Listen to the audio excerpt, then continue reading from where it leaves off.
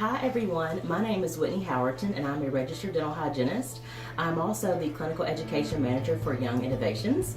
First, I want to say congratulations on being the new owner or user of a Young Hygiene Handpiece. Today I want to talk to you about the care and maintenance of your Young Hygiene Handpiece. It's going to come in packaging like you saw earlier, and this one's already sterilized.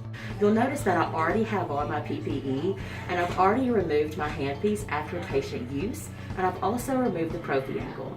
So first you want to make sure that you wipe down your handpiece to remove any loose debris. Even if you've used a protective sleeve, please still wipe it down. Your nose cone easily removed so that you can wipe that out as well, and use air and water to blow through it just with air if needed. Next, once all the debris is removed, you're going to place 3 to 4 drops of the lubricating oil that comes with your handpiece in the smaller of the 2 holes. This is your dry air hole. So 3 to 4 drops, very small drops. Then you're going to reattach it to your hose.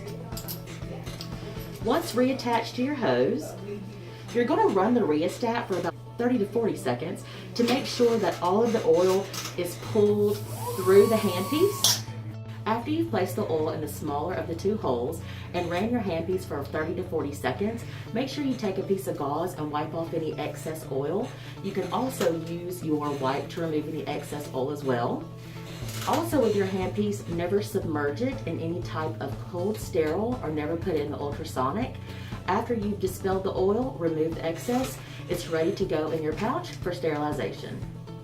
Thank you for watching. Be sure to visit youngdental.com for full instructions on care and maintenance of your Young Hygiene Handpiece and to request samples of our other great products.